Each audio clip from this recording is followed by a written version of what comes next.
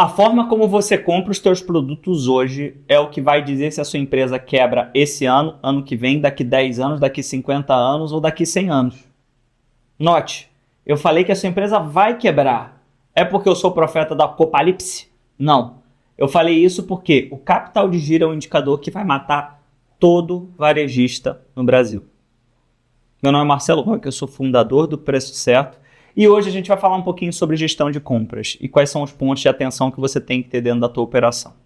E para começar, o primeiro ponto que a gente tem que entender a fundo é, cara, o número de empresas que fecham a porta todo ano é um número que só aumenta, tá? E ele aumenta principalmente por conta do indicador do capital de giro. Indicador esse que está intrinsecamente conectado com a forma como você compra os seus produtos hoje. Se a gente bota a lupa dentro do fechamento dessas empresas, a gente começa a entender 85,6% das empresas vendem produtos com lucro incorreto.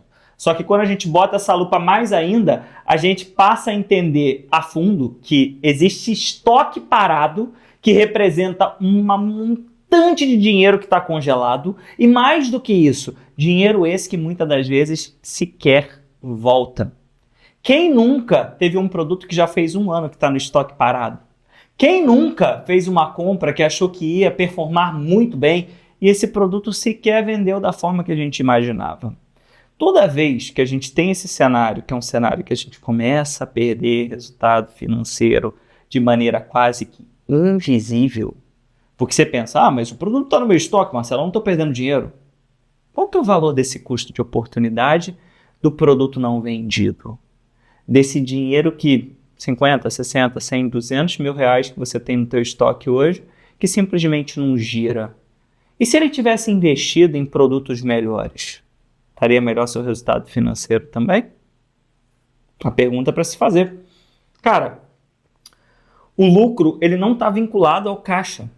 São coisas totalmente diferentes. Uma empresa pode ser lucrativa e ter um problema de capital de giro atrelado a ela. Isso, inclusive, é um dos motivos pelo qual alguns lojistas vendem sem ver a cor do dinheiro, independente do porte do negócio. Você pensa, não, isso é um problema de empresa grande. Não é. Não, mas então é um problema de empresa pequena? Não, é um problema de todos. Todos. Literalmente, independente do teu porte, o capital de giro é um indicador que a gente chama do indicador mais corno do varejo. Ele é bom. Ele é bom? Não. Ele é ruim. Ele é ruim independente de quando ele é bom. Mas Marcelo, você está sendo um maluco de falar ele é bom quando é ruim, quando é ruim, quando é bom. Cara, eu estou falando o seguinte. Pensa assim, se o seu capital de giro é positivo, ou seja, ele gera caixa para a tua operação, ele é ruim, porque ele mente para você que você tem mais lucro. Se o seu capital de giro é negativo, ou seja, ele toma caixa da sua operação, ele também é ruim. Por quê? Porque ele mente para você dizendo que a sua empresa é menos lucrativa do que ela é de verdade. Marcelo, isso está muito confuso, eu não estou entendendo. Literalmente, o capital de giro é um indicador que, quando você não tem controle, te transforma num escravo da sua empresa. Você não sabe o que você tem ali dentro que pode ser utilizado. Você não sabe que dinheiro na conta corrente te pertence ou pertence ao fluxo financeiro que essa empresa tem. Se hoje a pergunta que você tem é, desse dinheiro aqui, quanto é lucro? Quanto que eu posso usar? Quanto desse dinheiro na conta corrente do meu negócio, de fato, eu posso utilizar?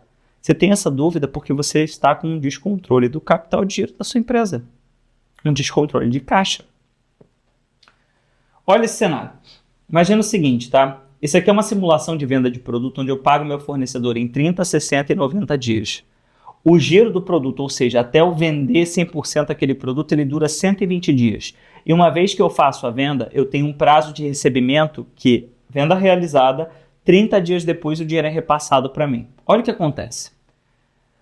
Eu fiz essa venda, ou melhor, eu fiz essa compra no dia 1º de janeiro, tá? Eu resolvi trabalhar no dia 1º de janeiro. Note.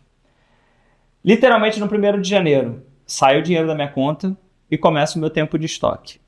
Passo o primeiro mês, passo o segundo mês, passo o terceiro mês. Chegou no final de março, eu já paguei, mas o produto ainda não girou. No final de abril, bate 120 dias de giro, o produto foi 100% vendido, mas eu ainda não recebi. No final de maio, 30 dias após a venda, o produto foi vendido e de fato foi recebido.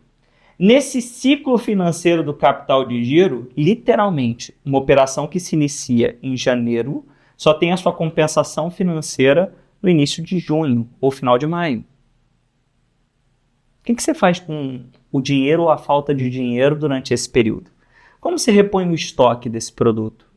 Como você honra as despesas financeiras, os custos fixos da sua operação, pagamento de funcionários, etc., durante esse prazo de quase 5 meses ali que se passaram dentro da sua operação, até de fato o dinheiro voltar para você?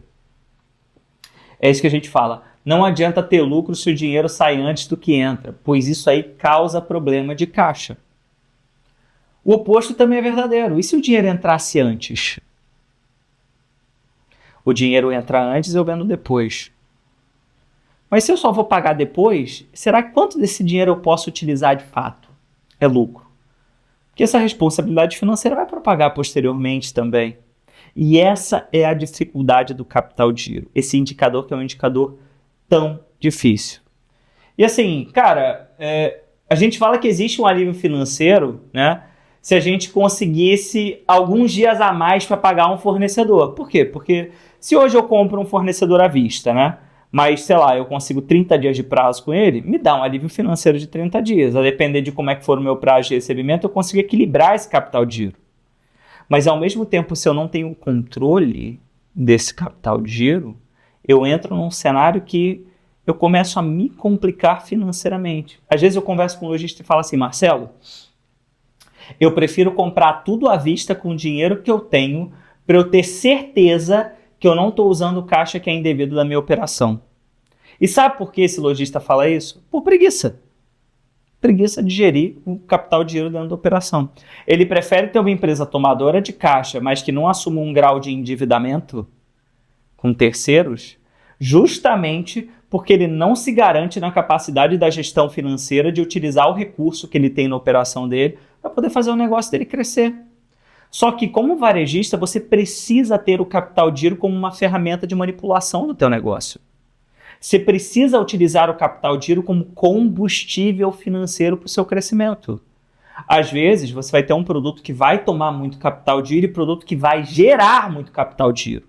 Exatamente para que você equilibre essa balança, esse prato de demanda de capital que você tem. Alguns você vai pagar com prazo, outros você tem que pagar à vista. E esse tipo de definição é uma definição complexa de se fazer. Não tão complexa se você utiliza o preço certo. Simplifica bastante essa tomada de decisão. Mas o grande X da questão aqui é, tem que se entender esse indicador e tem que se respeitar esse indicador. O desrespeito com o indicador do capital de giro é o que faz as empresas quebrarem no varejo como um todo. E por isso que você tem que tomar tanto cuidado. Como é que a gente pode enumerar esses cuidados a fundo, tá? Primeiro, a gente tem que comprar direito para não ter probleminha. Sempre que você puder, evite pagar o fornecedor à vista. Sempre. Principalmente se você está num cenário de tomada de caixa. Se você não vai ter um desconto muito agressivo naquela compra e você encontra-se sem caixa, comprar à vista um produto não faz sentido nenhum.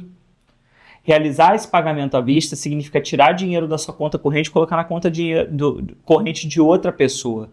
E a depender do quanto for o giro do estoque desse produto, é um cenário financeiro que não faz sentido na conta. Você tem que pensar de um jeito onde você consegue garantir que o dinheiro fique na sua conta o máximo de tempo possível com o menor custo financeiro possível. Às vezes tem gente que fala, mas eu não consigo prazo com o cliente. Se conseguir 7 dias, o capital de giro já muda. Ele já melhora um pouquinho. Segundo, você tem que comprar só o que é planejado. Não adianta você falar, não, tem uma baita de uma oportunidade de compra aqui, Marcelo, eu vou comprar muito, vou me encher de produto. Por quê? Faz sentido? Faz sentido essa compra? Você vai ter um salto de venda tão expressivo que justifique esse investimento dessa forma? Porque se isso não for o cenário, fazer essa compra só vai prejudicar o seu capital de giro. Você tem que ser muito frio e muito calculista para tomar uma decisão de compra para que você não incorra no erro.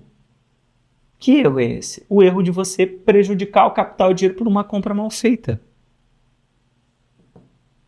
Não é simplesmente olhar, não, mas Marcelo, eu estou utilizando aqui um sisteminha que me diz o quanto está vendendo de um produto, assim eu posso repor o meu produto fácil. Se você olhar a sua média de venda, pura e simplesmente, sem olhar a margem do produto, sem olhar o capital de giro do produto, a condição de negociação, a avaliação profunda daquela compra, você pode estar prejudicando o capital de giro e a margem da tua empresa no meio do processo. Então, o grande pulo do gato quando a gente fala do capital de giro é comprar direito para não ter probleminha mesmo. Isso significa negociar bem com o fornecedor, comprar a quantidade necessária e focar em produtos que tenham bom giro, porém lucro consistente. Se um sistema de compra te diz o quanto comprar, mas não avalia o lucro líquido que você tem de verdade na unha daquele produto, ele pode estar te colocando numa armadilha. Você tem que tomar muito cuidado com isso. Quando você vai fazer uma avaliação de compra, você tem que fazer uma avaliação cruzando o giro do produto e a margem dele. Pronto. Fez essa avaliação por 2 espectros, você está amparado para fazer uma compra bem feita. Não fez essa avaliação, essa é uma avaliação arbitrária. Se lamber o dedo e apontar para cima, é capaz de dizer o quanto você tem que comprar com mais precisão do que qualquer outro sistema. Tranquilo? Dito isso, também é importante você entender que quando a gente fala de compras, existem formas que a gente consegue te ajudar aqui no preço certo. Primeiro, a gente tem um curso nosso especializado só em capital de giro, focado na gestão de caixa. Cara, esse curso é pago, você pode pegar o link dele aqui na nossa descrição. Ah, mas eu não quero pagar esse curso, tem ferramenta para isso? Se você não se inscreveu ainda no chat no canal do Preço Certo, se você ainda não segue o nosso conteúdo em redes sociais, tudo que a gente divulga nos nossos cursos, a gente tem essas pílulas de conteúdos inteiras e as ferramentas necessárias gratuitamente aqui.